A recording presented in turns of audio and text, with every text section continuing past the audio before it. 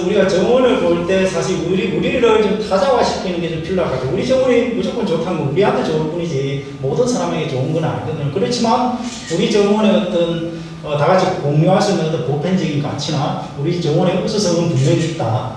그걸 제가 말씀을 드린 거고, 그렇기 위해서는 사실 이 부분이 좀 설명이 되는데 유럽 정원 사진으로만 여러분한테 간략하게 스킵하는 정도만 하고 제가 좀 넘어가도록 하겠습니다. 사실 서양 정원은 동양이든 서양이든 어떤 이상향에서 정원을 또 출발해 우리 생활적인 어떤 부분에서 좀 출발을 한다 보지만 대개 좀 서양 정원은 중세까지도 사실 에덴에 많이 좀 기초를 하고 있어요. 그래서 자신들의 어떤 낙원적 이미지 그것이 좀 정원에 좀 많이 좀 투영되는 편이고요. 그래서 뭐 에덴은 뭐 성세 기록처럼 이거는 사실 오늘날 그 메소포타미아 그쪽으로 사실 그 학교에서 거의 모아지고 있는 그런 상황이죠. 그리고 이거는 사실 이집트입니다. 이집트는 사실 정원을 하다 보면 이제 본격적으로 나타나요. 아무는 뭐 이집트의 어떤 관료의 어떤 계급으로 보시면 될 것 같고요. 그래서 이집트 정원의 특징이 이렇게 네모난 연못이 있고요. 또 주변에 유실수들이 있고, 그 다음에 파피루스 이런 형태가 진행되고, 사실 이집트 같은 경우는 사람이 죽으면 정원에서 장례식을 치르기도 했다고 그러더라고요. 그래서 죽으면 또 강에다가 그 좋은 모형을 만들어 갖고 또 띄우는 그런 의식도 치르고 그렇게 했다는 기록이 있습니다. 요거는 사실 그 메소포타미아를 차지한 그 아시리아, 여기서도 여러 가지 정원의 형태들을 건축이라든가 조경 같은 그 형태를 볼 수가 있는 거죠. 이거는 뭐 여러분들 잘 아시는 뭐 뒤에 바벨탑이 있는 곳은 그 바빌로니아 그 공중정원이죠, 그죠? 이거는 그 왕비가 자기가 태어난 곳에 그리워하자 왕이 이제 만들어준 거예요. 그래서 이 계단식으로 쭉 되어 있다 보니까 멀리서 볼 때는 이제 공중정원으로 보이는 거죠. 그래서 그런 형태로 좀 진행이 됐고, 이런 것들이 사실 어떤 오늘날의 중동, 소아시아 이쪽이 사실 유럽 정원에 나중에 좀 지대한 영향을 좀 미치게 되거든요. 요거는 그리스입니다. 그리스는 뭐 아카데미아나 이런 데 보면은 주변에 뭐 숲이나 우리도 마찬가지예요. 경주에 가면 대림이 있듯이 그런 어떤 숲의 어떤 정령들 그런 데 대해서 정원의 어떤 개념으로 좀 많이 잡죠. 특히 이제 로마로 접어들면서 이제 정원이 어떤 좀 쾌락적인 요소, 그래서 그런 것들이 좀 옛날 보면 그림으로 좀 많이 남아 있어요. 이거는 로마는 사실 우리 흔히 아파트 말고 빌라라고 그러잖아요. 그 빌라 건축이 사실 로마에서 비롯된 거죠. 그래서 주로 로마 바깥에는 빌라고요. 로마 안쪽의 주택은 주로 이제 도무스라고 했거든요. 그래서 우리로 치면 이게 이제 제1중정, 제2중정 이렇게 되는데 이거는 사실 제2중정입니다. 제2중정인데 가운데 사방이 벽으로 갇혀 있고 연못이 있고 옛날에 뭐 그리스 조각들하고 가진 화초들이 이렇게 신기해져 있는 거죠. 이거는 그래서 사실 제1중정 아트리움인데 이 페리스틸리움은 제2중정이에요. 그러면 제1중정은 우리를 치면 사랑제에 가까운 거고요. 그 제2중정은 가족들이 같이 구성원들이 같이 향유하는 정원으로 이렇게 이해를 하시면 될 것 같아요. 아무래도 뭐 로마의 그 대표적인 게 뭐 빌라 아드리안 빌라, 그죠? 아드리아누스 황제가 20년을 같이 지었다는 그 정원 형태가 될 거고요. 그래서 되게 이제 그리스 로마까지 이랬는데 여기서 제가 사고는 정원이 좀 뜬금없이 나오는 것 같은데 이 부분은 꼭 좀 설명을 좀 드려야 될 것 같아요. 이것도 옛날 그림에 있는 건데 아마 여러분들이 많이 보신 것 중에 하나가 유럽에 가서도 마찬가지인데 십자가 형태의 길이 어디 뭐 베르사유 가도 마찬가지로 형성이 많이 되어 있어요. 형성이 많이 되어 있고 가운데에 보면 분수대가 있죠. 분수나 이런 가진 조각이 있는데 이 십자 형태가 나중에 이 이슬람에서 출발을 하게 돼요. 이슬람에 출발해가지고 이게 나중에 스페인 아람브라라든가 이런 유럽 정원에 지대한 영향을 미치게 되거든요. 그 영향이 보면은 이렇게 카페트도 있지만 이게 이제 알람브라죠. 알람브라 같은 경우는 사실 크게 뭐 세계 영역으로 나누잖아요. 그 중에서 이게 가장 우리가 흔히 이야기하는 그 정원이에요. 그래서 이 십자 형태가 제가 이거는 언젠가요? 얼마 안 되지 않았어요. TV를 보고 있는데 요즘 드론으로 촬영을 하니까 우리 국회의사라고 보니까 이게 이슬람 양식인 이 십자 정원 형태가 이 국회 이게 잔디 광장인가요? 거기에 있더라고요. 그러니까 이게 어떻게 해서 이렇게 흘러왔는지는 모르겠는데, 사실은 이게 이슬람에서 출발했는데, 유럽 정원에는 아주 일반화되어 있거든요. 일반화되어 있다 보니까 이게 자연스럽게 우리나라에도 넘어온 것 같아요. 제가 인터넷에 잊어보니까 이 사진 한 장이 딱 있더라고요. 예. 그래서 이런 것도 좀 한번 좀 시간 나실 때 한번 찾아보면 좀 재미가 있지 않을까. 바로 이겁니다.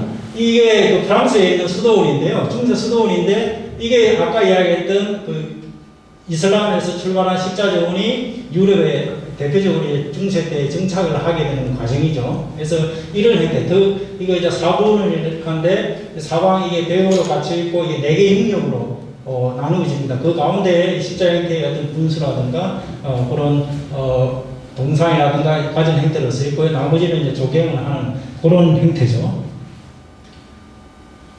그래서 뭐, 이 중세 때까지 말고 되게 좀 이상적인 되게 수도원 같은 경우 되게 좀 폐쇄적이었어요. 폐쇄적이고 주로 이제 수도 사이에서 정원이 가꾸어지는 그런 형태였고, 그래서 특히 뭐 성서에 나오는 그런 이야기가 사실 정원의 좀 테마로 많이 좀 진행이 되는 거죠. 여기서부터 이제 보시면 여러분들 이제 본격적으로 좀 잠깐 볼게요. 저는 여기 들려졌으니까요.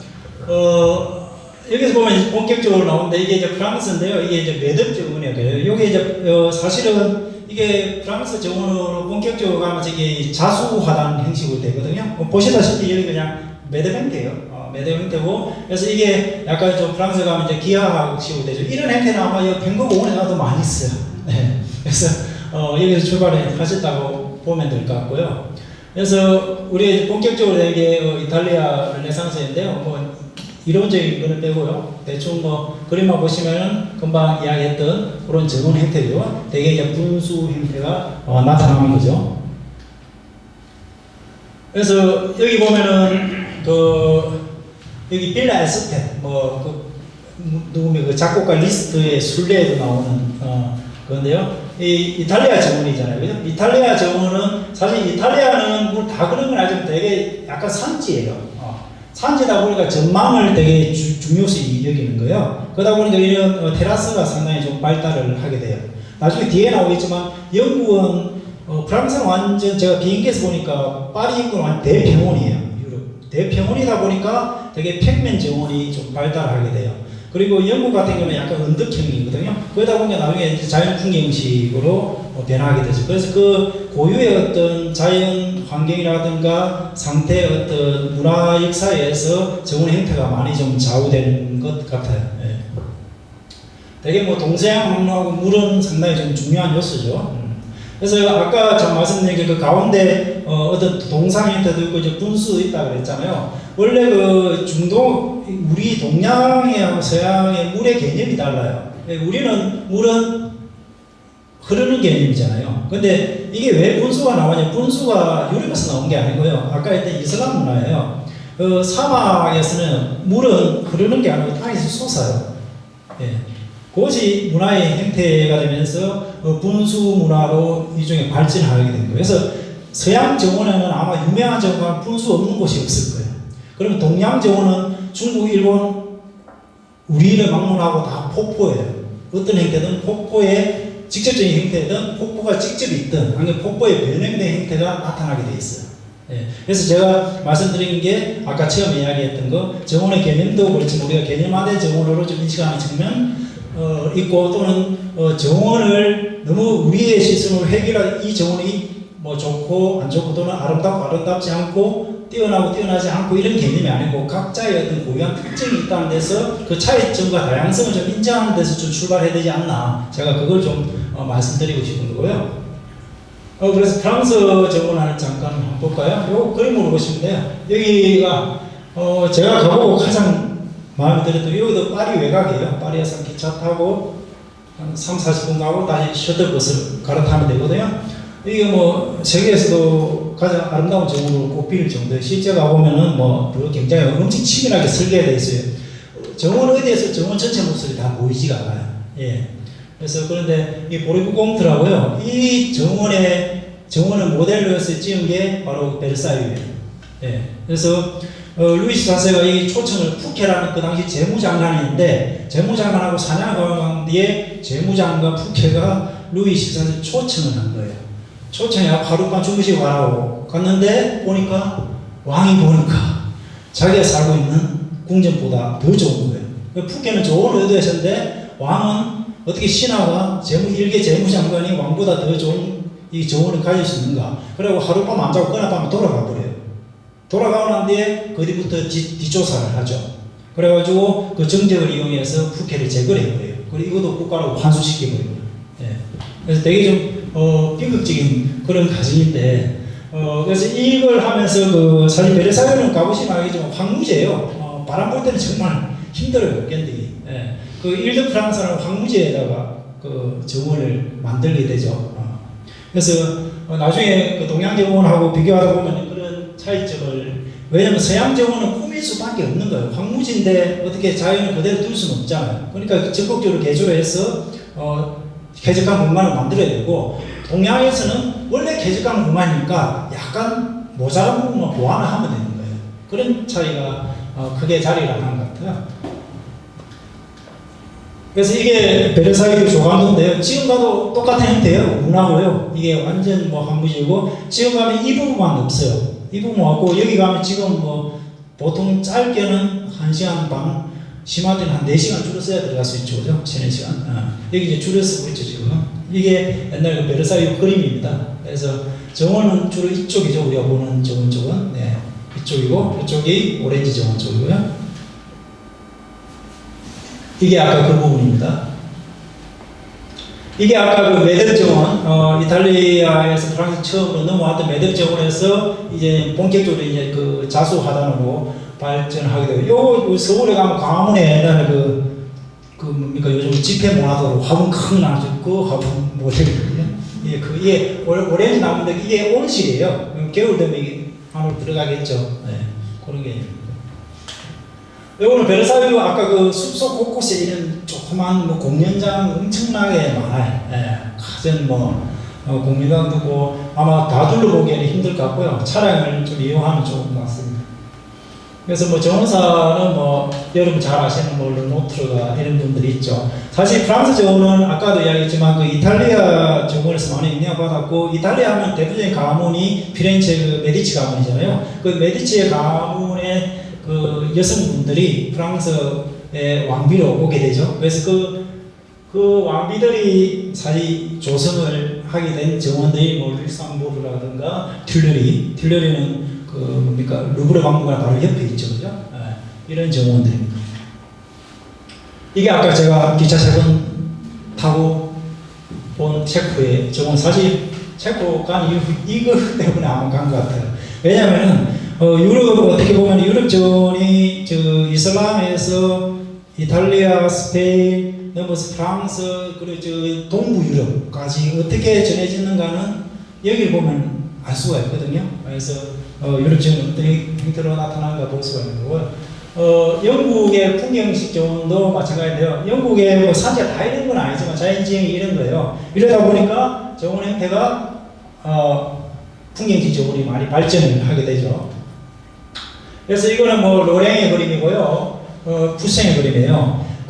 왜냐면 영국이 산업혁명 전후로 해가지고, 사실 좀 정오 문화가 좀 어떻게 뒤떨어지다 이런 표현은 좀 적절하지 않을지 모르겠는데, 그래서 좀 형편이 좋아지니까 정원에 눈길을 돌린 거예요. 그러면서, 그 당시 유망했던 젊은이들을 그랜드 투어를 해가지고, 유럽 대륙으로, 요즘 치면 뭡니까, 뭐 선진지 견학 비슷한 걸 보내는 거예요. 그런데 이 젊은이들이 프랑스하고 이탈리아에 갔는데 별로 자기들하고 안 맞는 거예요, 그 정원들이. 그래서 뭐냐면은 오히려 그것보다는 이런 사람들 그림을 보니까 이게 우리하고 맞겠다 이런 생각이 드는 거예요. 그래서 이런 운동이 일어나게 되는 거예요. 그래서 우리 영국에 맞는 정원을 가꾸자는 이제 운동이 좀 시작되는 거죠, 사실. 그렇게 하면서 영국의 자연풍경식 정원이 탄생을 하게 됩니다. 이거 뭐 대표적인 스토우 정원이고요. 웨이턴하우스, 그다음에 이거 스토우 헤드, 다 느낌 다르죠, 그죠? 앞에하고는. 예.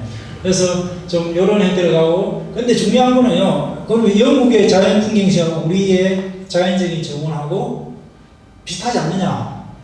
그렇게 생각하시잖아요. 비슷하지 않아요, 절대로. 이건 뭐냐면은 자연 풍경식 정원이지만 자연 그 자체는 아니에요. 지금 말해서 인공으로 만든 자연이에요. 네.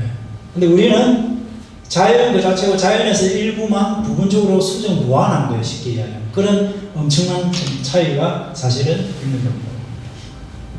그래서 이때까지 대개 이게 이제 유럽의 어떤 정원의 맥락이고요. 그래서 사실은 뭐 19세기 산업혁명 이후부터 점점 이제 시민의 어떤 권리들이 형성되면서 이 공공정원이라는 개념이 생기게 되고, 사실 근데 공공정원이라는 개념은 놀랍게도 로마 시대 때부터 있었더라고요, 보니까. 그래서 뭐 현대 개념은 아닌데 본격적으로 사실 대중들이 공공의 정원을 즐길 수 있는 것은 사실 이때부터 비롯됐다고 좀 볼 수가 있는 거죠.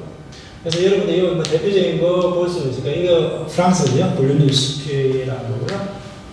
영국이고요, 하이드파크. 그다음에 파리에 있는 거고요. 이거는 뭐 미국의 이게 센트럴파크가 가장 뭐 아무래도 그죠, 근대 공공정원 형태의 가장 핵심이 되겠죠, 그죠?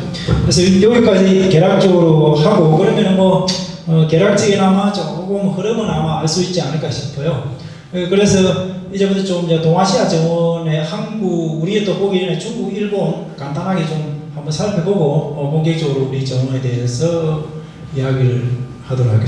사실 근데 우리 일본, 중국, 한국은 우리가 생각할 때는 다른 것 같아도 어떤 외부의 시선을 볼 때는 비슷해요, 사실은. 비슷하고 그러다 보니까 사실 어떤 공통된 요소가 상당히 더 많아요. 더 많고 거기서 각국의 그 나라별로 일본, 한국, 중국별로 특징적으로 좀 발달을 좀 하게 되죠. 우리나라 같은 경우는 사실 물론 고려시대 때에도 충분히 정원 문화가 활발했던 기록은 있고, 그렇지만 사실 조선시대 특히 14세기, 15세기 이후에서 이제 조금 더 우리의 어떤 독자적인 모습으로 정원 형태가 나타나기 시작하거든요. 일본 같은 경우도 좀 그 시점이요, 한 13세기, 12세기부터 물론 해양 때부터 좀 작기도 하지만 되게 좀 그런 거고요. 그래서 되게 자연과 어떤 인간이 서양은 어떤 자연에 좀 대상화시키잖아요, 그죠?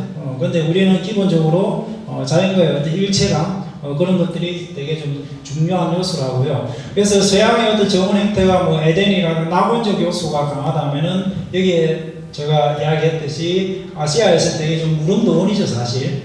무릉도원이라든가 이런 형태가 많이 남아있고, 특히 조선시대에 보면은 도연명의 어떤 기글애사가 시뿐만 아니고 글씨뿐만 아니고 그림에서 엄청나게 많이 남아요. 그래서 이것이 나중에 실제로 정원에 어떻게 구현되는가는 나중에 좀 볼 수가 있는 그런 형태가 될 것입니다.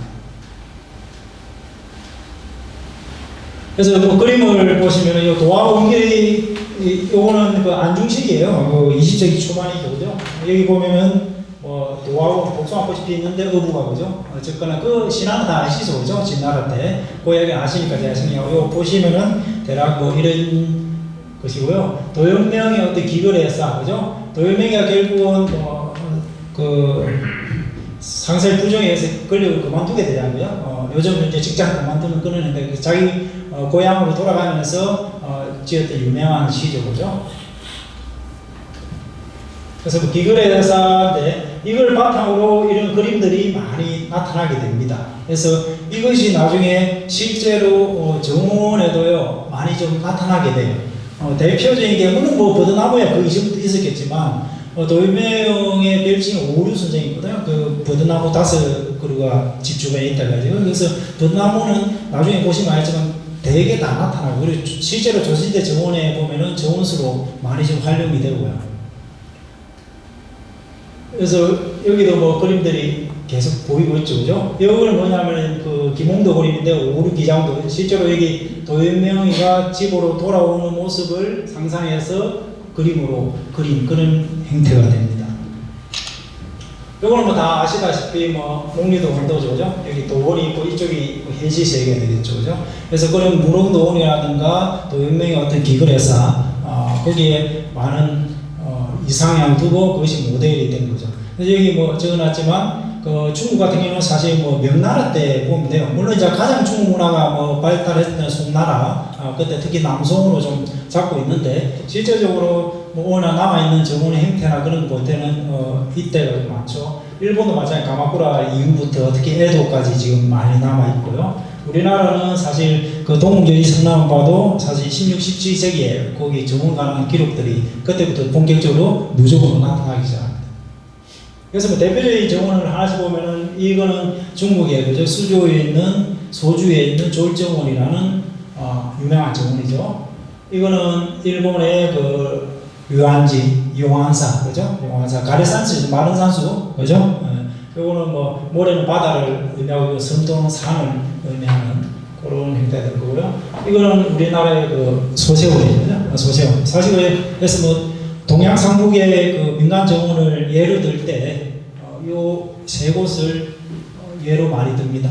혹시 사진을 보시다가 사진이 좀 별로다 싶으면 그 인터넷이고요. 사진 좀 괜찮다 싶으면 제 사진입니다.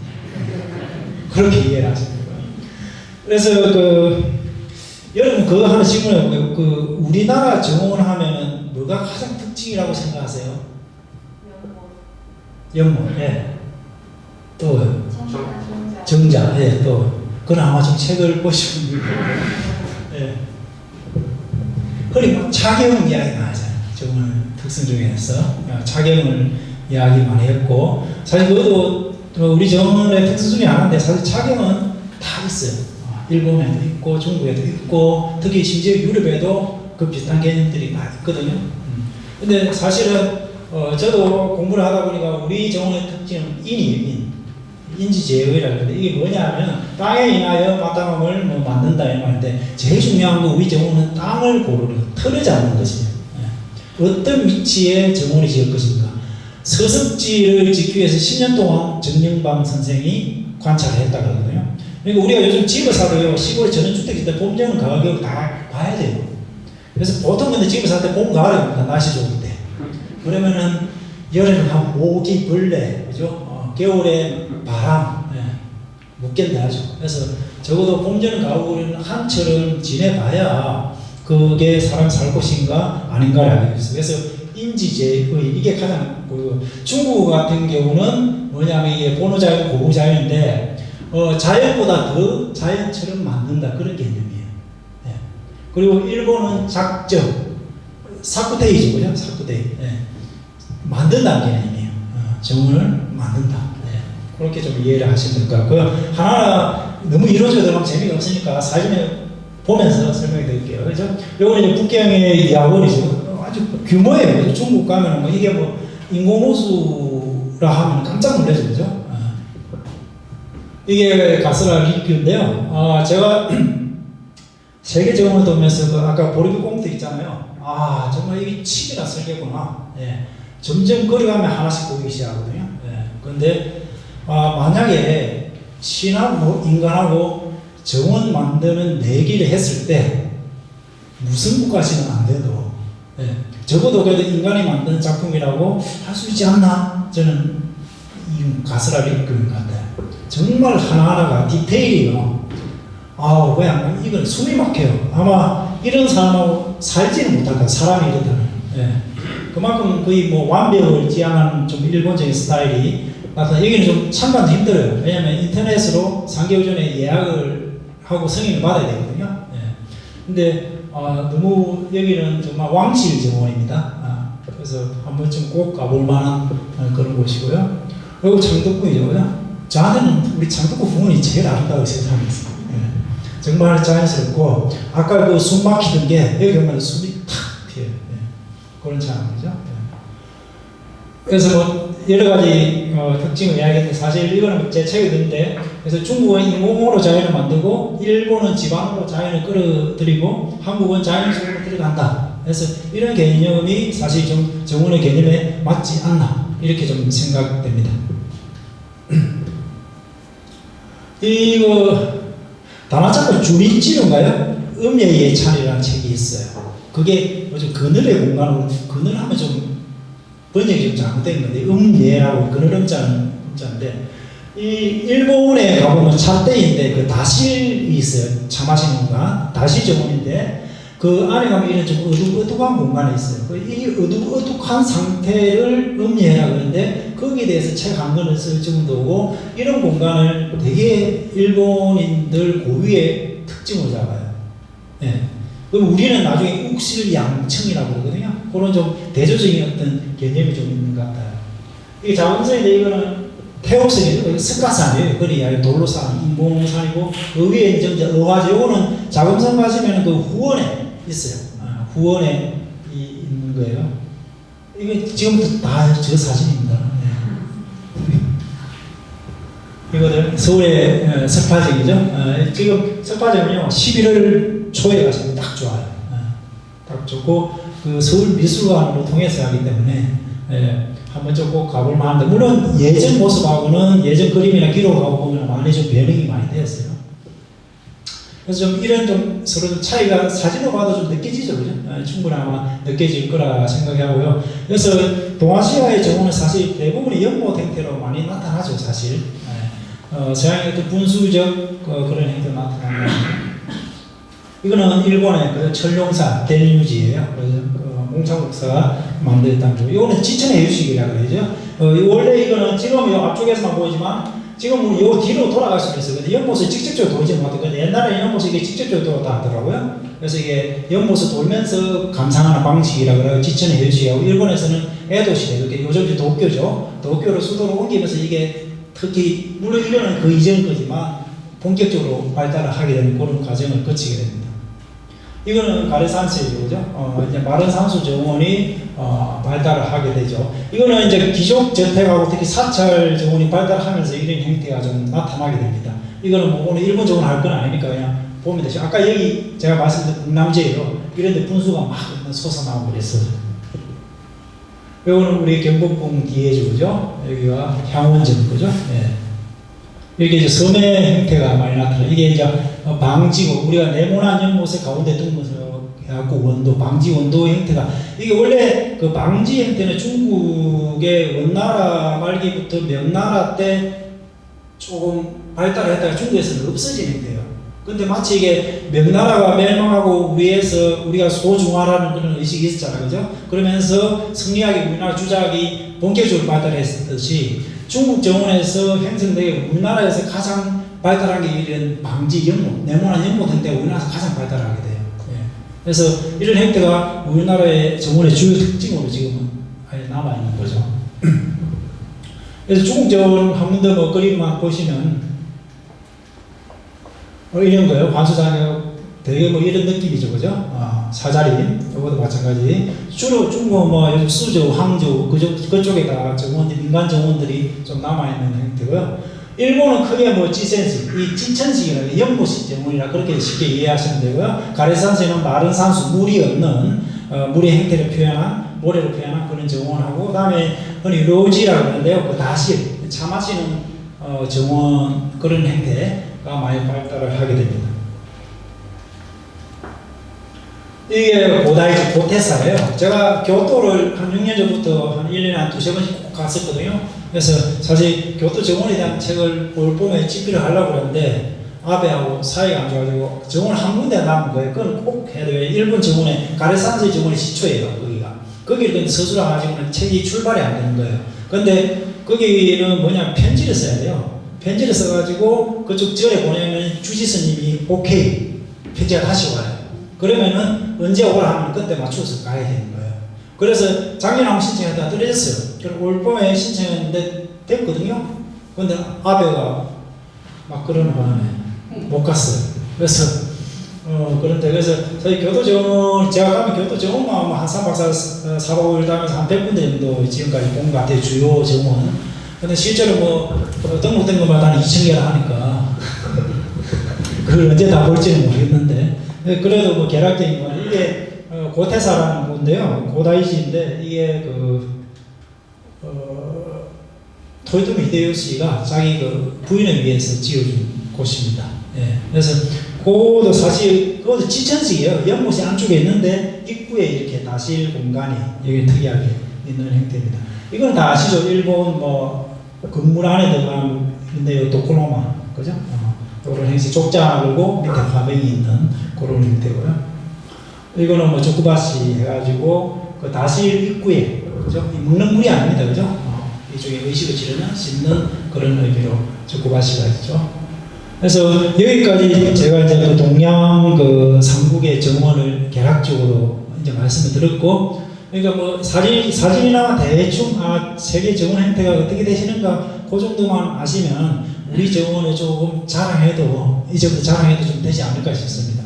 그래서 이제 본격적으로 이제부터 딱 1시간 남았거든요. 집중적으로 이 한국 정원에 대해서 한번 이야기를 한번 들어볼게요.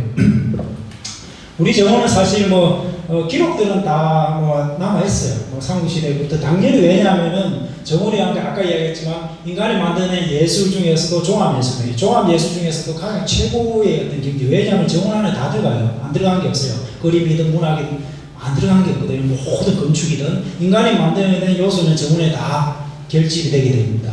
그래서 사실 인간이 어떤 권력이 생기고 계급이 생기면서부터 정원은 당연히 있게 마련이죠. 그래서 신라시대부터 사실 이런 기록들이 쭉쭉 남아있습니다. 그래서 우리나라 보면 신라시대 때는 계절마다 그 신라시대 부호들이, 권력층들이 계절마다 어떤 걸 가지고, 정원 형태 가지고 있었고요. 사실 우리나라는 그 누적이 가장 발달되어 있죠. 누적이 아마 일본도 중국도 있지만, 이게 누적이 독자적으로 발달된 거는 심지어 우리 마을 입구에도 정자가 있잖아요. 그죠? 예. 정자의 나라예요, 어떻게 보면은. 예. 그래서 누적이고요. 아까 이야기했지만 사실 15세기 들어오면 이게 엄청나게 많아져요. 그래서 동여지성당 보면 엄청난 기록들이 있죠. 그 개수하고요. 그 다음에 궁궐에 있는 정원 형태가 될 거고요. 그 다음에 별서. 별서는 오늘날 지금 그냥 쉽게 얘기하면 별장의 개념으로 보셔도 무방할 것 같은데, 사실 한국 정원의 특징을 이야기할 때 가장 별서, 제 책에서도 사실 별서 중심으로 좀 다루고 있고요. 그런데 여기서 이제 명점이 좀 생기죠. 그러면은 서울에는 그 당시 한양에는 전부 다 별서면은 별서가 뭐냐면은 본가가 있겠죠. 살림은 사는 집이 있고 별장이니까 따로 있는 거예요. 그럼 본가에는 정원이 없었나 이런 의문이 생긴 거예요. 거기다가 별서가 있을 정도면은 어느 정도 재력도 있어야 되고요. 그 다음에 별서가 있으려면은 도시에서 떨어져 있어야 돼요. 예를 들면 진주시에 살면서 진주시 안에 별서를 조성할 수 있을까요? 아니잖아요. 그죠? 그럼 진주시 외곽에 어떤 자기 별장을 만들 수밖에 없는데, 그러면 서울에 그 당시 보니까 영조 때 인구가 한 17만 한양 인구예요. 17만 4천인데 실제로는 한 30만 명 정도가 살지 않았나. 그러면은 오늘날의 진주하고 비슷한 거예요. 그러면은 별서라는 게 인왕산 북쪽이나 한강 남쪽 이렇게 되는데, 오늘날의 개념으로 봤을 때, 예. 그러면은 그 한양 안에 살았던 분들은 정원이 없었나? 그런 의문이 생기잖아요. 주택 정원이 아주 많았어요. 그래서 올해는 그 별서 외의 정원들을 여기서도 좀 살펴볼 겁니다. 예, 그래야 우리가 실제로 오늘날에 볼 수 있는 정원이 전부가 아니라는 걸 알 수가 있겠죠. 아까 여기 이 보이시죠? 이런 그 백제 그 궁궐태 이런 무지한 이 부여군에서 이렇게 하는 거예요. 이런 행태가 있으면 안 돼. 이게 우리 뱅크공원에 있으면 아무 문제가 안 돼요. 근데 전통 우리 정원 행태 이런 게 있으면 상당히 문제가 되겠죠. 안압지죠, 그죠? 안압지는 해안선처럼 이렇게 되고, 요즘은 안압질 안 하죠, 그죠? 네, 도궁월지라 이렇게 하고, 도궁이스타라고 이배전지 그 건물하고 요 경복궁 이런 행태가 쭉 될 겁니다. 여기 창덕궁 사진 좋죠? 제 사진입니다. 그래서 이게 책에 없는 사진들이에요, 사실. 요거는 그 창경궁에 있는 춘당지, 그죠? 예, 되게 이제 연못 위주로 되고, 여기는 경복과 창덕궁 안에다가 낙선제가 있어요. 이 사대부가를 모방해서 임금이 살기 위해서 집을 지은 거예요. 근데 낙서제에 가면은 한 반 정도는 여기 안 가보세요. 그 건물 뒤에 이런 후원이 우리나라에서 가장 배우는 이렇게 계단식 화단이 있어요. 네, 아름다운 화단이. 그래서 봄에 특히 꽃 필 때 서울이 좀 진달래 늦게 배요. 4월 중순? 4월 중순쯤 가시면은 정말 그 창덕궁은 환상적이에요. 근데 낙서제는 예약을 안 해도 되거든요. 그냥 들어갈 수 있으니까 한번 보시면 돼요. 선생님, 저기 아까 그 사진 굴뚝 아닙니까? 요거요? 예, 요거는 굴뚝이에요. 저 굴뚝은 저 앞에 보이는 저 건물 쪽에 또 아니 요 앞에 건물이 딱 앞에 예, 앞에 요 탕수로 이게 고래에서 이게 쭉 올라오는 거예요. 예. 그 옛날에 보면 집 뒤에 바로 우리 같이 가난한 사람들은 집에 바짝 굴뚝이 있는데요. 여기 있는 분들이 한참 빼요. 이렇게. 예. 연기 같은 걸 멀리 빼는 게 좋겠죠. 예. 여기 운행궁이고요. 운행궁 대원군이 살던 곳이죠. 여기는 뭐 화오라고 그러는데 화달이 조그맣게 조성이 되어 있습니다. 그래서 요거는 제가 그냥 다양한 재책이 없는 그냥 정원의 형태를 간단하게 보여드린 거고요. 아까 얘기했죠. 일본은 어떤 오쿠, 그죠? 근데 여기 욱은 뭐 거의 비슷한 맥락으로 보면 돼요. 주로 그늘인데 우리 정원은 뭐 음양이 같이 있어요. 그래서 욱실양층이라고 그렇게 표현을 합니다.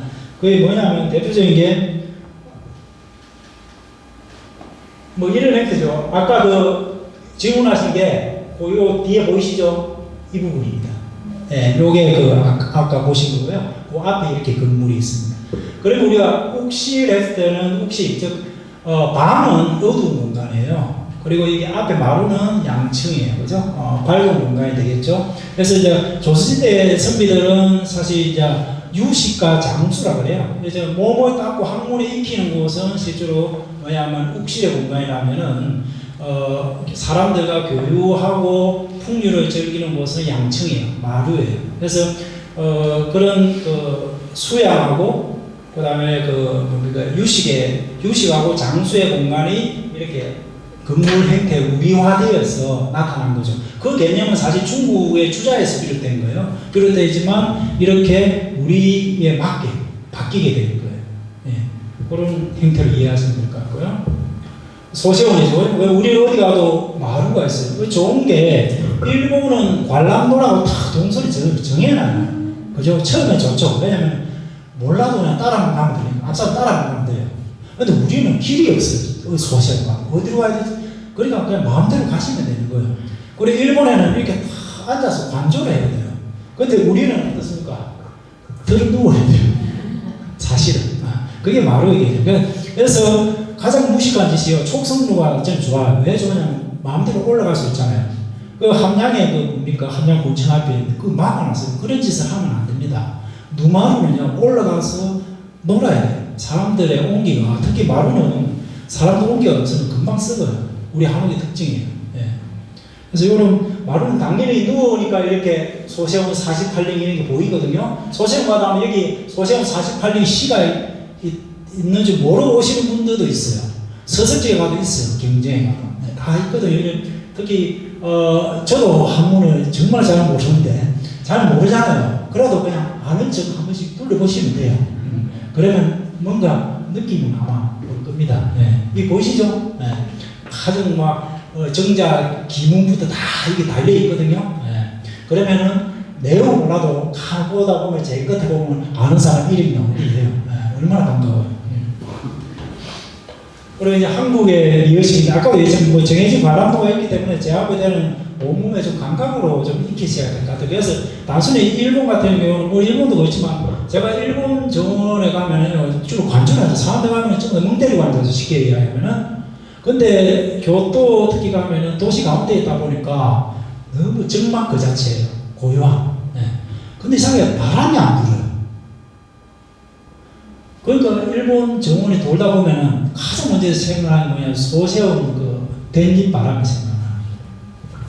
네.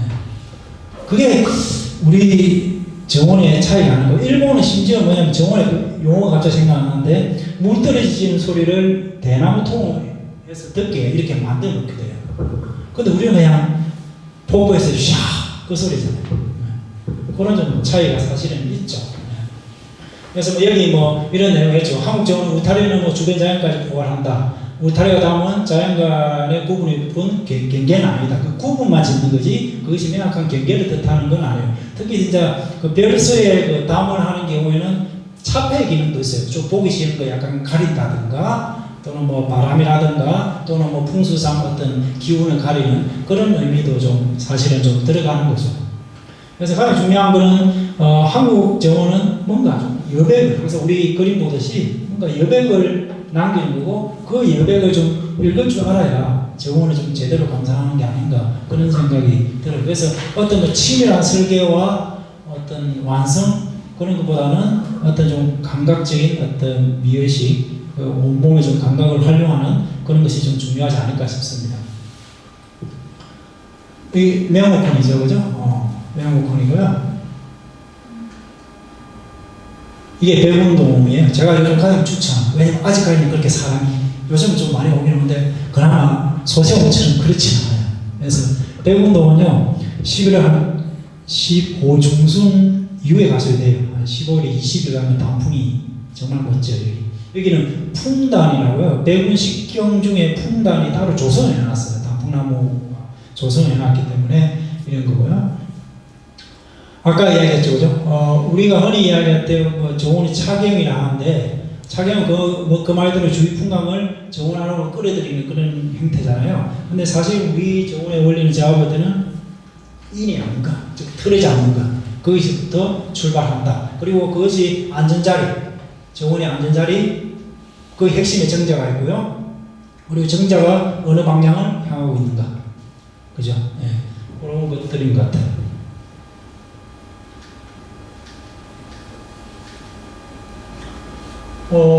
이 세연정이죠. 이게 호수예요. 사실 세연정에도 두 개의 연못이 있거든요.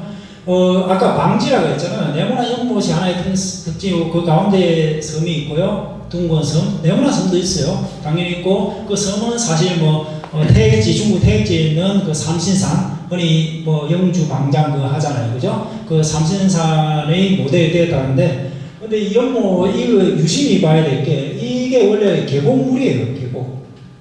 계곡물이고 이 바위에 옮겨온 게 원래 있던 바위예요. 근데 이제 계곡을 좀 넓혔을 뿐이에요. 그리고 이쪽에 판석보라는 보를 쌓았고요. 그 세연정 뒤에는 인공 연못이 있어요. 그럼 여기는 인공 연못이에요. 그럼 이 계류가 하니까 되게 동적이겠죠? 이거는 되게 정적이에요. 그래서 그 호남 쪽에 가면 특히 연못이 두 개가 다 있어요. 소세원도 두 개 있어요. 보시면 아시겠지만 다 그래요. 임대정도 크게 두 개, 우리 위에 하나 있고 이렇게 다 연못이 두 개. 그리고 다사초당은 연못이 몇 개 있어요? 한 개 있죠? 거기 원래 두 개였어요. 근데 1960년대 복원하면서 하나만 복원이 된 거죠. 그래서 나중에 그림으로 보시면 알 거예요. 그래서 이게 하나의 좀 호남 지방에 좀 정형화되어서 이렇게 좀 정원의 특징으로 나타나요. 그 다음에 동천석실인데요. 이게 부영동이에요. 보길동 앞에 똑같은 곳인데 이거는 산중턱이 있어요. 산중턱. 다음 것까지 보고 이야기할까요?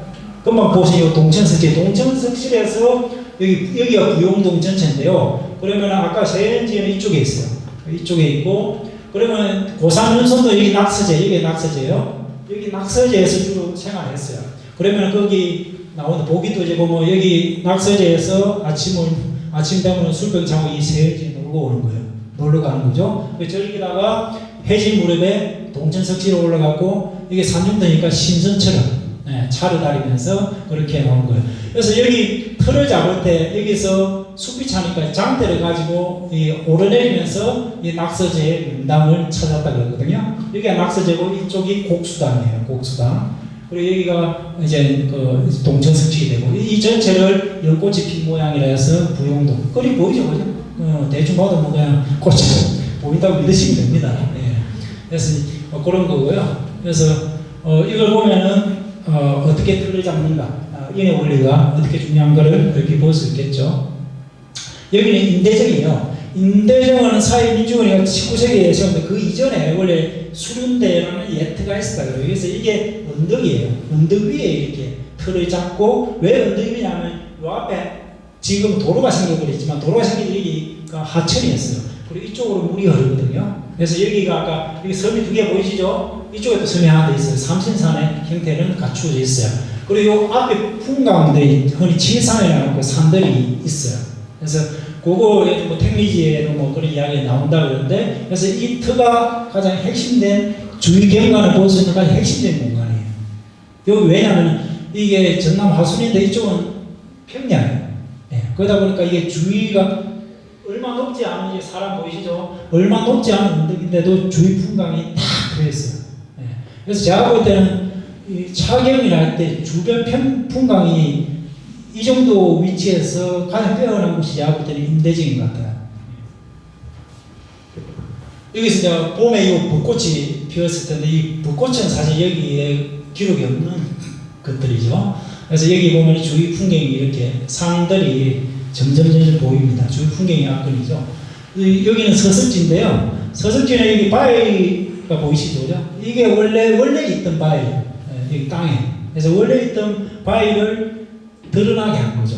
그래서 이거 서석지 바위를 보면 이름 다 있어요. 하나하나 이름 다 붙였어요. 그래서 이게 일종의 의경화라고 그러는데 이름을 붙여가지고 그걸 경치가 삼는 거예요. 그래서 그게 일종의 인문적 요소가 되겠죠. 그런 식으로 정원을 조성하는 거예요. 그래서 어디에 틀을 잡는가, 핵심 공간을 만드는가, 그죠? 그게 우리 정원의 핵심이라고 보시면 될 것 같습니다. 그래서 여기 서석지 들어가는 입구예요. 여기 왼쪽에 보면 선바위가 있어요. 선돌, 서남이 있고 여기 반변천하고 물이 합류된 지점이고 서석지는 요 안쪽에 있어요. 그런데 서석지를 읊은 그 경정자병이라는 이런 시를 보면요, 요 주변 풍광까지 다 좀 이야기를 하고 있습니다. 여기 서백당이에요. 여기 경주인데요. 이게 사랑채에서 본 풍경인데 이 산이 자연스럽게 정원의 일부로 보이죠. 이런 행태. 그래서 이건 집터인데요. 회재의 이런지역 선생. 그 집터로 보시면 됩니다. 그리고 우리가 흔히 정원하면은 주택 안에 생겨요. 정말해서 어떤 인간이 머무는 건축물 주위 공간 또는 담으로 둘러쳐진 공간을 생각하는데 동양적인 의미는 특히 우리나라에서 가장 발달을 한 게 바로 이런 개념입니다. 활경, 후고, 동천. 이게 다 사실 중국에서 온 개념인데 오히려 중국보다 우리나라에서 더 발전을 하게 되죠. 사실은. 그래서 그걸 뭐 우리 주변에서 한번 좀 살펴보면요.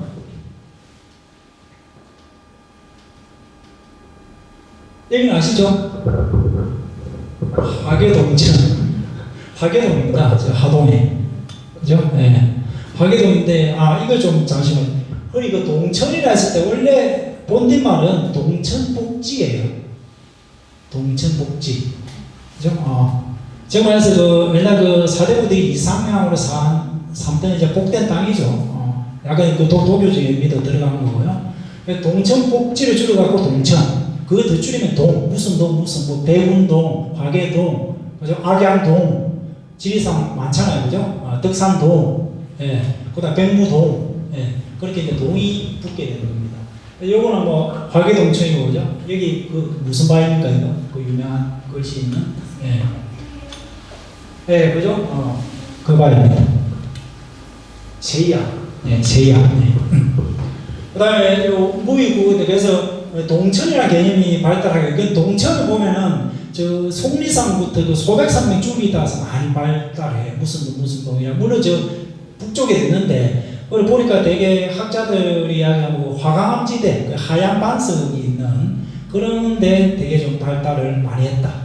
그게 왜냐면 경치도 빼어날 뿐더러 사실 건물 하나만 지나도 뭐 될 정도니까요. 그러다가 그 주위에 사는 주요 구성원이 그 사대부들이 좀 많이 있었죠, 사실은. 그 다음에 또 하나는 이제 구곡 문화예요. 구곡은 사실 중국의 무위구곡에서 시작했는데 주자죠, 그죠? 주자에 이제 무위구곡 9가지 소재, 구곡은 9가지 골짜기 곡이긴 하지만 9가지의 빼어난 경치로 보시면 돼요. 그래서 그걸 지정을 하고 그 가운데 제5곡이라고 해요. 제1부터 9까지인데 이 5번째 곡에 바로 주자가 머무던 무위정사가 있는 거예요. 그래서 이 무위정사가 조선시대 하나의 모델이에요. 그래서 소세원에 가면 그 문 아시죠? 오곡문이라고 적어놨어요. 그 터가 왜냐면 소세구곡이라고 해요. 소세원에 가면 구곡이 저 산 위에서 출발해요. 그 구곡의 가운데가 오곡이에요. 그래서 거기다가 오곡문이라고 적어놓은 겁니다. 여기는 화양구곡이에요. 그 주자를 아주 가장 맹신했던 분이 우암 송시열 선생님이잖아요. 우암 송시열 선생님이 이게 괴산이죠. 중국 괴산 그 화양동에 화양구곡을 설정했어요. 근데 화양구곡은 정말 빼어나요. 한번 산책상에서 1곡부터 9곡이 파천이거든요. 암서제는 이게 아마 4곡이니까요.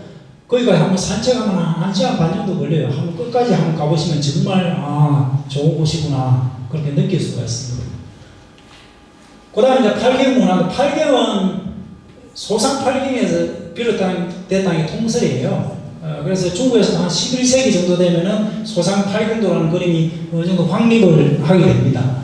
그래서 이게 왜 소상이냐면은 그 동정호주의 무리 그 아래 그 합쳐진 점이 그러니까 소수라는 강하고 상강이라는 두 강이 합쳐진 곳이에요. 그래서 소상에 있는 8가지 경성지하고 소상팔경이에요. 이 팔경 문화가 우리나라에는 아마 고려 때에 들어온 걸로 지금 되고, 기록은 남아있지만 조선시대에 본격적으로 발달을 하게 돼요. 네, 그래서 뭐 조선 초기에 보면 정도전도 팔경에 대해서 이야기하는 그런 기록들이 보이거든요. 그래서 이 소상팔경도는 근데 일본에도 소상팔경도 그림이 한때 좀 유행을 하게 되고 동양에 공통적으로 좀 나타나게 되죠. 근데 뭐 우리처럼 그게 이제 더 가면서 이제 관동팔경, 단양팔경 이런 식으로 서울 같은 경우는 뭐 신도팔경 이런 식으로 계속 생기게 되거든요. 그래서 팔경 문화도 어떻게 보면 넓은 본주의 우리의 정원의 하나의 모습으로 확대된 개념으로 좀 이해를 해야 되지 않을까 그렇게 싶고. 그래서 요거는 그 유명한 소상팔경 대표적인 문진명이라는 화가입니다. 명나라 때. 이거는 소상팔경은 뭐 8가지 그게 있죠, 조항이. 그래가지고 거기에 대해서 다 그림으로 표현되고 있죠. 요거는 일본에서 그린 소암이라는 화가가 그린 16세기 그린 소상팔경 중에 하나입니다. 우리는 뭐 안개도 그렸다는 기록도 있고요. 김홍도가 소상팔경책을 그린 게 있어요. 네. 그래서 그런 그림 말고, 요거는 뭐 관동팔경, 요거는 사실 팔경도라기보다는 그냥 뭐 이쪽 그림 형태죠. 여기는 그 동삼척에 있는 죽설, 관동팔경 중에 하나 속하는 거죠. 그래서 요거는 뭐 중국이죠. 제천에 있는 한병루. 네. 지금은 옮겨가지고 스물대면서 옮겼죠. 네. 그래서 우리 정원의 좀 넓은 의미로 팔경이라든가 동천, 국어 이것도 우리는 사실 좀 정원이랑 개념을 이야기하면 제가 시간에 비해서 아예 이야기를 안 꺼내는데 우리 정원을 또 유모 교수님 때문에 또 우리 정원은 정원이 아니고 원림이라 불러야 된다 이런 게 많이 있잖아요. 마을문화유산 학사기 읽으신 분들은 사실 원림이라는 개념도 딱 들어맞는 개념은 아니에요. 예를 들면은 동양에서 나타난 정원 행태의 하나의 행태일 뿐이지 원림으로 정원의 개념화 시킬 수는 없어요. 그런데 이왕 뭐 정원이 일본에서 온 용어지만 그냥 이런 행태를 아까도 이야기했잖아요. A라는 행태를 정원으로 부르니까 B, C, D도 행태는 다르더라도 정원이나 좀 넓은 의미로서 정원을 부르자. 그렇게 어느 정도 합의가 되면 되지 않느냐. 좀 그런 생각이 저는 들어요. 그렇지만 좀 더 정확한 의미를 따질 때는 정원하고 원림은 명확히 좀 다른 개념이죠. 네. 그래서 그렇게 좀 이야기가 되는 것 같고요. 그래서 프랑스든 예를 들어 유럽에서 유명한 정원가들 많잖아요. 우리도 많아요, 사실. 많은데 대부분은 우리는 그걸 쓰는 선비들이 있어요. 문인이었어요. 그러다 보니까 되게 좀 정원이 어려워요. 되게 왜냐하면 막 의미를 자꾸 부여하니까. 그죠? 그냥 사랑이 하면 좋은데 계속 너무 많은 의미를 부여하면 부담스럽잖아요. 그죠? 그거하고 비슷한 거죠. 그래서 문인이었고, 근데 중요한 거는 정원을 지을 때 보면 우리나라의 대표적인 제가 이 공부를 하면서 보니까 대표적인 정원은 사실 고산 윤선도예요. 엄청나요, 그분은. 사실은 뭐 해남 윤씨가 뭐 전라도 땅을 그 남쪽에 뭐 영천까지 개발하시는데 엄청난 보호였거든요. 그 정도 재력이 됐을 거야. 재력뿐만 아니고 이 양반 또 이 정원에 대한 식견이 대단했어요. 보니까. 그리고 부용동뿐만 아니고 금세동하고 지금 해남 윤씨 노구당 그 주위에도 정원을 산 위에도 정원을 만들고 그랬어요. 예. 그 정도로 좀 열정이 좀 있었거든요. 근데 이제 조선시대 때 대부분 사람들은 이 정원을 조사하는 사람들은 권력층이에요. 예. 권력층이고 권력이 없더라도 은퇴하고 나서 어느 정도 영향력이 있거나 또는 재력이 있는 경제력이 있는 사람이었고 또 경제력이 좀 소세원 양산보가 되는 경제력은 없더라도 처가라든가 주변에 요즘 인맥들이 좋았어요. 그래서 전라 감사를 했던 분으로부터 도움받고 막 그런 과정들이 있거든요. 그래서 그런 이제 관계들, 그런 것들이 있습니다.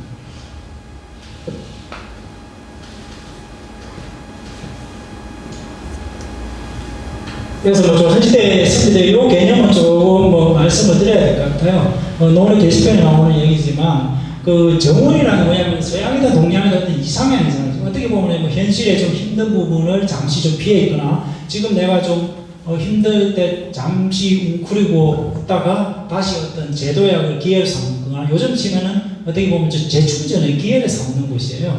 그러다 보니까 이전에 이제 어떤 경우가 있느냐면은 옛날에 이제 선비들은 예를 들면 이게 중요한 건 과거에 급제하는 거잖아요. 입신양명, 세상에 자기의 어떤 뜻을 펼치는 건데 출을 할 수 있는 성시, 즉 도시의 한양에 사는 거예요. 그런데 출을 할 수 없는 상황이거나 또는 출에서 쫓겨난 상황이 있다면 철을 해야 돼요.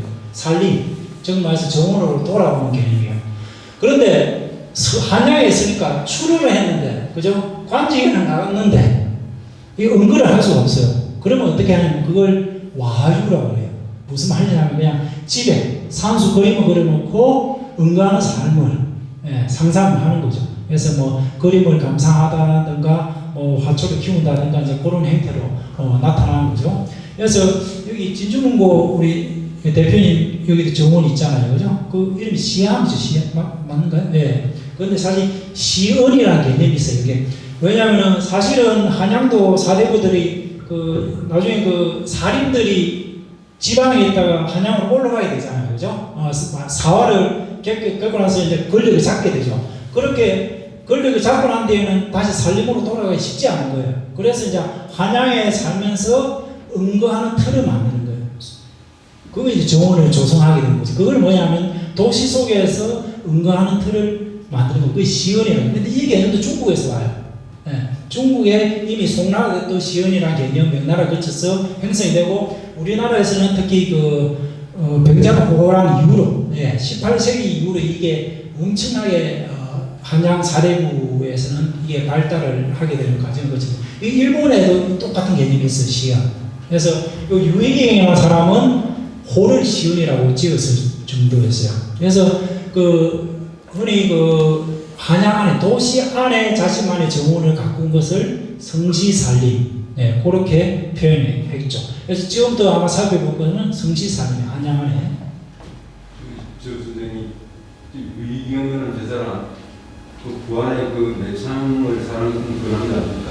그 인간성은 제가 잘 모르겠어요. 오늘 한 번 더 제가 살펴봐야 될 것 같습니다. 연배가 비슷하거든요. 네, 그건 제가 좀 한번 살펴볼게요. 그래서 여기가 어디냐면 아까 보길도 아까 여기가 동천석실이거든요. 동천석실이고 여기가 낙서제, 여기가 뭐냐 소원병 이렇게 돼요. 그래서 정원가들이 조성할 때 이게 다 중국에서 온 개념이지만 어떤 도교나 예를 들면 성리학의 개념들을 많이 착용해요. 그래서 단순하게 뭐 바위라든가 산을 그냥 단순하게 하면 여기다 다 이름을 붙입니다. 그것이 일종의 의경이고요. 그 다음 그게 인문화된 경관이라고 그러죠. 정말서 그냥 자연이 뿌린 것을 이름을 부여하고 의미를 부여해가지고 그것이 하나의 정원의 요소가 되는 거예요. 그러니까 어떤 인공으로 만드는 게 아니고요. 자연에다가 사람이 이름을 붙여주니까 그것이 하나의 정원의 요소가 되는 겁니다. 여기는 다산 초당인데 제가 하나만 적어놨죠. 여기 아까 이야기했던 대운도 이 풍단이거든요. 여기 정자가 정선대라는데 여기는 단풍나무만 일부러 갖고 왔어요. 원래부터 조성되어 있는 곳입니다. 아까 석파정이 다른 사진이고요. 여기는 난강정사고요. 그래서 이거 제가 왜 보여드냐면은 정원에 사실 이름 이야기할 때 나올 건데 일단 쭉 한번 보시죠. 여기는 소생 대봉대고요. 대봉대는 사실 봉황을 기다린다 그런 뜻이죠. 소생 입구에 있는 거잖아요. 그래서 이런 이제 정원의 이름이나 어떤 의미를 부여할 때 그만 이야기했다면 도교라든가 풍수지리 여러 가지 성리학 그런 의미들을 많이 좀 부여한다 그렇게 이해를 하시면 될 것 같아요. 그런데 사실 우리나라가 좀 기록에 엄청 강하잖아요. 조선왕조실록 그래도 기록 강한데 동양에는 삼국다 정원책이 있었어요. 중국에는 원야가 있고 일본에는 아까 사쿠데이키 작전기라는 책이 있고 우리는 그 유명한 임원경제지가 있어요. 그죠? 그래서 임원경제지는 근데 엄청나죠 분량이. 근데 이건 정원뿐만 아니고요. 다양한 음식 다양한 그 당시 그냥 백과사전으로 이해를 하시면 돼요. 얼마 전에 보니까 이게 풍성문화재단에서 지은 사람이 호가 풍수이거든. 서유구. 그래서 이게 지금 17권까지 번역이 됐더라고요. 관심 있는 분들은 한번 사보면 되고요. 이게 원자입니다. 지금 절판됐어요. 이게 일본어 사쿠 데이키인데 둘 다 번역이 돼 있어요. 그래서 뭐 일본어가 아니고 이 당시는 다 한자로 일본도 기록했거든요. 원문이 다 실려 있습니다. 그래서 공부하기 좋아요. 그래서 원문하고 대조하면서 해도 될 것 같고, 요거는 인문경제지니까 요것도 혹시 여러분들 뭐 참고하시라고 제가 말씀드린 거고요. 이게 아까 이야기했던 건 사람이 원자에 나온 유명한 말이에요. 중국 개성이 명나라 때 개성이 지은 원자에 비록 사람이 만들었으나 마치 하늘이 자연스럽게 만든 것처럼 해야 된다. 그게 원림 조성의 가장 기본이다 이 말이에요. 그래서 이것이 동양의 어떤 정원 조성의 기본 원리가 되겠죠. 그리고 우리 정원은 사실 뭐냐면 다 시가 있어요. 시를 남겨요. 뭐 기문도 있고 그렇지만 사실은 시가 다 있어요. 뭐 소세원 48년, 뭐 서석기의 경쟁자병, 뭐 부용동은 또 그 유명한 의부사시사거든요. 가사가 있고. 그래서 이전에 어떤 분이 쓴 책이 있는데 우리 정원은 시가 있는 정원이다. 우리 정원은 그림이 없다. 그래서 우리 정원은 눈으로 볼 게 아니라 시로 읽어야 된다. 그런 주장을 하신 분이 있어요. 근데 그 책은 상당히 감동적이에요. 근데 그분은 아마 우리 정원의 그림이 그렇게 많을 줄은 몰랐던 것 같아요. 이제 지금부터 제가 우리 정원 그림을 엄청나게 보여드릴 겁니다. 근데 그 책은 정말 어떤 게 그렇죠. 그게 왜냐면 물론 뭐 본인이 몰라서 그럴 수 있는데 그 안에서 어떤 내적 논리성이라는 거 이걸 갖추면 그거는 뛰어난 작품이 되거든요. 예. 그래서 제가 그 책을 보면 감탄을 한 적이 있어요. 요거 뭐 안평대문은 워낙 유명하죠. 뒤에 나오는 수성동이라는 정원도 짓게 되고요. 무계정이라는 터가 지금도 남아 있어요. 예. 아까 그 목류도원도 그 있잖아요. 그죠? 꿈을 가지 안개에 그리겠는데 그걸 현실화시킨 정원이 그 부암도에 가면 무계정사 터가 있어요. 거기 보면 지금도 있는데 지금 많이 좀 변형이 됐죠. 지금은 뭐 터만 남아 있으니까요. 그리고 이가 아까 얘기했던 그 고산연수운도가 금세 부용동 말고 해남 그 윤시 로구당 인근에 금세동이라는 정원의 산 속에 하면서 거기에 대해서 기록을 다 한 거예요. 네. 그래서 거기에 따라서 우리가 정원을 보고 나니까 이런 기록들이 다 있어요. 대부분이. 그걸 보고 이제 하게 되죠. 요거는 다산 사경첩인데요. 요거는 뭐냐면 다산 초당에 가면 4가지 경물이 있어요. 뭐냐면 정석이라는 바위 글자가 있고요. 그 다음에 다산초당 앞에 그 차바위가 하나 있을 거예요. 그죠? 차바위가 있고, 그 다음에 뒤에 가면 우물이 하나 있죠. 그죠? 우물이 하나 있고, 옆에 보면 연못 석가산이 있고, 그 다산의 4가지 경치, 경물, 해가지고 다산 사경에 대해서 읊은 시가 있어요. 네. 그겁니다. 그래서 이런 식으로 다 기록이 다 돼 있죠. 그래서 사실은 우리가 우리 정원문화를 좀 더 가까이 느끼려면 이런 번역들이 좀 적극적으로 좀 진행이 돼야 됩니다, 사실은. 그래서 뭐 많이 번역이 되고요. 그 다음에 또 이 특징이 뭐냐면은 우리가 뭐 어떤 거 상상하듯이 옛 사람들도 자기가 이상적으로 생각하는 정원의 상상을 많이 했어요. 그거 어원이에요. 그래서 어원시도 있고, 어원기도 있고, 그 그림도 있어요. 그 아까 이야기했던 그런 행태죠. 그래서 그 가장 유명한 게 뭐냐면 기록 중에서 장치원계요. 그거는 제 책에 보면 그 백운동 편에 제일 선물이 그게 장치원 상상의 정원이요. 장차 취하고 싶은 거는 정원인데 쉽게 이야기하면은 그래서 그거 보면 이런 좀 신비스러운 게 우리 동양적 정원이구나 그렇게 생각하면 되고요. 요거는 조금 복잡하니까 그림만 보여드릴게요. 이게 뭐냐면은 월화 정문인데 장치원계에 나오는 글을 보고 상상해서 그린 그림이에요. 뭐 그냥 이쪽에 뭐 신선도 비슷하죠. 아마 이거 오동나무 같고. 이게 이제 용도서 기문은 구문은이라고 하기도 하죠. 네, 그래서 여기 보면은 뭐 가운데 방이 있고 누가 이거 뭐 주역의 계에서 했는데 그렇게 되는 것 같고 여기는 보면은 여기 연못이 있고 가운데 이렇게 섬이 있는 그런 행태고요. 그래서 이것들이 실제로 일정 정도는 적용이 되었다고 그렇게 좀 보기도 합니다. 요거는 뭐냐면 지상편도 강세황 아시죠? 김홍도의 스승님이죠. 강세황이 그린 그림인데요. 이 지상편도인데 이거는 뭐냐면 그 당나라 때 시인 백거이가 지상편이라는 시를 쓰게 됩니다. 그래서 그 아까 그하고 비슷한 게 귀걸이에서 하고 그걸 보면서 그림을 상상해서 그린 거예요. 그래서 이 상상 속의 정원에 보시면 돼요. 여기 보면은 뭐 하인을 보는 사람이 학이 있고 연못이 있고 뭐 괴석들이 있고 그죠? 정원의 행태를 가꾸고 있죠. 이런 이제 상상 속의 정원들이 예전에 기록을 했었고 그 기록을 다시 그림으로 표현하는 것들이 많이 있었다고 보면 돼요. 그리고 이제 본격적으로 들어가는데요. 그 우리 정원의 가장 특징이 사계절이 정원에서 그대로 표현돼요. 그래서 일본 정원을 보시면 알겠지만 겨울에 가도 파래요.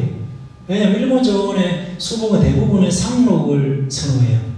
왜냐하면 그 일종의 이제 영원한 어떤 영원성을 띠기도 하는데 일본 정원에서 예외적으로 상록이 하는 경우가 봄에 벚꽃하고 가을에 단풍이에요. 예, 거의 100% 딱 맞다고는 볼 수 없는데 개략적으로 그렇게 이해를 하시면 돼요. 근데 우리는 뭐냐면 정원의 이전에 그 나무 수종을 보면 되게 활력수가 많아요. 그래서 말이죠. 일본은 1년이 지나도 똑같은 풍경, 영원한 풍경. 단지 단풍이나 그 벚꽃을 통해서 인생의 덧없음을 표현할 뿐이에요. 근데 우리 정원은 자연스럽게 봄, 여름, 가을, 겨울이 정원의 나무에도 다 드러나게 돼 있어요. 그래서 그 그림을 제가 찾다 보니까 이런 이유신의 그림인데요. 아주 멋진 그림이었습니다. 이 봄날, 이 포동이라는 곳에서 연못에서 봄놀이를 하는 거예요. 이 지금 아마 성균관 그쪽이에요. 성균관 그 북쪽을 한번 이해하고인데 포동에 이 꽃이 피어서 고사꽃이 피을 때 노는 거예요. 그죠? 여기 시도 여기 있죠, 그죠? 번역한 거고요. 그 다음에 귤은 나비향, 여름에 요 사랑채 마루. 이거 제가 왜 보여드리냐면은 봄, 여름, 가을, 겨울 특징보다는 여기 정원의 모습이 있어요. 조선시대 사랑채, 그죠? 사랑채인지 별채인지 여기 보면 오동나무가 있고, 그죠? 오동나무 보이시죠, 그죠? 여기 보면 화분이 있죠. 그래서 왜냐면 정원을 잘못 이해하면 우리 정원은 자연 그 자체로 해서 아무 인공을 안 한다고 생각하시면 안 돼요. 창덕구 후원의 나무도 옛날에 조선시대 때 손질했던 기록들이 다 있어요. 예. 그대로 키우지는 않았어요. 예. 다만 좀 뭐 일본처럼 심하게 하거나 뭐 모양을 내기 위해서 그런 것보다는 그런 개념으로 이해를 하시면 될 것 같아요. 여기 괴석이 있죠, 그죠? 그래서 요런 이제 정원 행태가 드러납니다. 요거는 가을이죠. 딱 느낌이 가을 느낌이 나잖아요, 그죠? 정자 위에서 이렇게 여기 이제 가을 북화가 되고 뭐 단풍, 어린나무 이렇게 구성이 되고 있죠, 그죠? 이게 대표적인 한양에 있던 그 정원의 행태입니다. 요거는 노인들이 지수본 노인들이 그 모임을 기념하기 위해서 모인 그림들이고요.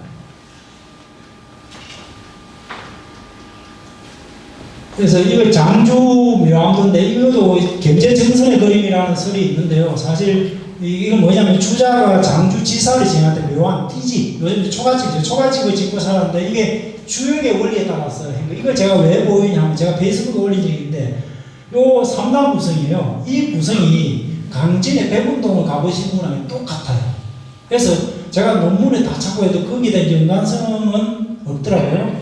그래서 거기에 밝힌 논문은 없는데 뭐냐면은 이게 영조가 그 장주묘암이라는 글을 읽고 gem제정선에게 화공들에게 그리라고 명을 했다는 거예요. 그래서 이것도 일종의 글을 읽고 상상해서 그린 그림이에요. 그런데 이게 조선시대 정원 조성에 영향을 미쳤을 것 같아요. 그래서 이게 어떤 관계가 있는가는 아마 앞으로 풀어야 될 숙제인 것 같고, 여러분들 한 백운도 가보면은 백운대 가면 여기 정선대라는 정자 아까 있죠. 거기 올라서 똑같은 구도인 걸 아실 거예요. 그래서 여기 지금 그 후손이 백운도 사시거든요. 백운 동주라고 했는데 그분하고 제가 이야기하면서 이거 보일 때는 깜짝 놀라는 거예요. 너무 똑같다고. 네. 이게 또 대나무 숲이거든요. 백운 식경 중에 운당매라는 게 있어요. 그 대나무 숲이 있거든요. 지금도 대나무 숲이 그대로 남아서 이거 똑같은 구성이에요. 그래서 한번 비교를 해보시면 될 것 같고요. 그래서 아까 무의구국도 했으니까 하여튼 무의구국에 대한 그림은 엄청나요. 요거는 안동지역에 대한 그림이고요. 그래서 우리나라 아까 이야기했던 구곡이 이렇게 발달하게 되고 요거는 김수항이라고요. 뭐 안동김씨들이 주로 하게 되죠. 그리고 또 하나는 뭐냐면 서원 아집이라고 해가지고요. 이거는 뭐냐면 그 중국에서 서원 여기 보면 왕신이라는 사람이 있는데 송나라 때 개경에 자기의 정원에 대한 그림을 그린 거예요. 근데 이게 조선시대의 하나의 모델이 되고요. 이 그림 가장 많이 그린 게 기봉도예요. 그리고 이것이 그 조선시대 정원에도 반영이 되게 됩니다. 예. 그래서 이거는 이제 그림 아시다고 특히 그 조선 후기에 들어오면 그 여학문학이라고 그러죠. 중인들이 아회 또는 아집 계모임을 많이 하게 돼요. 고상한 모임을 하면서 그 중인들이 되게 전문청이잖아요. 그 당시 재력이 좋았어요. 그래서 한양에 이름난 정원들의 소유가 중인들이 많았거든요. 그래서 중인들의 후원에서 이런 모임들을 많이 했어요. 그 그림들을 요거는 상상인데 이런 식으로 이렇게 그 후원이에요. 여기가 집의 뒤에 있는 정원에서 이렇게 모임을 하게 되죠. 요거는 그 중인의 집인데 여기서 계모임을 57살 되는 기념으로 계모임을 했던 기억이에요. 요거는 부원수인데 요거는 아마 그 공정파하면서 그 당시 이게 사랑채예요. 서울의 판서 장관의 집이 어떤지 정원이 어떤지를 지금 볼 수가 있어. 이런 형태가 될 거고요. 이거는 일본에서 우리 통신사람 때 선물한 거예요. 통신사를 환송하면서 일본에서도 이런 모임이 벌어진 거고요. 그래서 이런 그림들은 야외 그림들도 많죠. 이것도 조선시대 어느 그 한양에 있는 그 후원의 모습입니다. 연못이 있고 이게 나무가 있고 확대된 그림이죠, 그죠? 그러면 대표적인 그림이 뭐냐면은 여러분이 아마 다 한 번씩 보셨을 경제정선의 인곡 유고도라고 합니다. 유고라는 것은 사실 좀 떨어진 그런 의미죠, 그죠? 그래서 정사하고 비슷한 개념으로 보시면 돼요.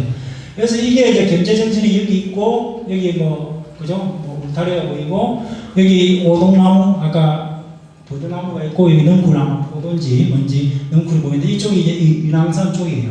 그래서 원래 그 경제정선이 그 지금은 청와대 쪽 있잖아요. 그 북악산 그쪽에 유람동 그쪽에 살다가 건너편인 인왕산으로 아마 그때 52세가 이사를 오게 돼요. 거기가 이제 인곡정사거든요. 그러면 이 집 전체의 모습이 어땠냐면은 바로 이런 모습이에요. 이게 인곡정사거든요. 아까 그 그림은 이쪽 부위가 될 거예요. 그래서 경제정선은 사대부잖아요. 그래서 사대부의 정원이 어땠는지 금방 보시면 알겠지만 되게 단아하죠. 그냥 더 이상 꾸밀 이유가 없는 거예요. 이 정도 정원이면 완벽하지 않나요? 제가 볼 때는 가장 이상적인 우리 정원의 형태라고 저는 보아집니다. 이거는 거기에서 본 인왕산 장미예요. 그래서 이 그림은 이걸 사실 학자들은 경제집이라고 인국정사라고 추정을 많이 하죠, 사실은. 요거는 그 경제정선의 외할아버지 집이야. 아까 유람동에 있던 그 풍계육대. 그 옆에가 왜 풍계냐면 이 청풍계예요, 청풍계. 청풍계는 그 넓은 지역에 거기 한쪽에 있던 주택이라 그러는 거예요. 이거는 그 아까 인국정사로 가기 전에 많이 봤죠, 이거도. 예. 이거는 이사 가기 전에 아마 그때 유람동에 있을 때 정문이 아닌가 그렇게 추정을 하고 있죠. 이거는 이제 폐계에 위한 건데 이거는 오늘은 넘어가도록 하죠. 이거는 경제정선이 건데 자기가 아는 척제를 호예요. 김모택이라는 그 당시에 아마 전라남사를 지냈던 분의 정원이에요. 이 파초가 보이시죠? 예. 파초는 옛날 그 불교뿐만 아니고 조선시대 정원에 파초는 다 있어요. 예. 중국에서는 우타 파초라고 해요. 그쪽 말해서 정원의 청각적 요소로 가장 중요시 여기는 게 비 오는 날 파초 잎에 떨어지는 빗소리예요. 예. 그것을 정원의 중요한 요소로 여기죠. 여기 단원도인데 이거는 단원도 보시면은 여기 보시면은 단원 강희은하고 정랑이라는 그 여행가가 있어요. 이게 백두산부터 한라산까지 조선시대 여행한 사람인데 그 세 사람이 단원이 새로운 집이네 인왕산 밑에 새로운 집을 구하게 돼요. 여기 보면 정원 보이죠? 연못도 보이고 여기 그죠? 버드나무 보이고 여기 오동나무 보이시죠? 그죠? 연못 있고 여기 괴석이 있고 이끼 있고 여기 보면은 그 상승이 보여요. 예. 그래서 단원의 정원, 이 화가의 정원이 지금 보여지는. 이거는 여러분이 나중에 한번 직접 보시면 될 것 같아요. 그래서 정원 안에 방 안에서는 주로 이런 생활을 하게 되죠. 정원 생활을. 이것도 그냥 한번 보시기로 하고요. 요 삼성정 같은 경우는 여기가 어디냐면은 그 조선시대 북원도 있고 서원도 있고 이 서쪽 정원 이름이 서원이 서쪽에 있다 그래가지고 이 도성질이 지냈던 이춘재라는 분의 도성지 이춘재의 정원인데 그 정원 이름이 서원이에요. 서원 안에 삼성정이라는 정자를 지어가지고 그걸 기념하기 위해서 그린 그림이에요. 예, 요것도 마찬가지 그 김홍도가 그랬죠. 예. 그래서 여기는 삼성정에서 바라본 여기 한양의 모습이에요. 그래서 여기 보면 한양의 집들이 막 보이죠. 궁궐도 보이고 여기가 아마 남산점 되고 여기가 그 남한산성, 여기가 관악산 이렇게 쭉쭉 한양 전경이 좀 보이고 있습니다. 그래서 요거는 정원의 일부라고 보시면 돼요. 정원의 가장 포인트 되는 그렇게 좀 이해를 하셔야 될 것 같고요.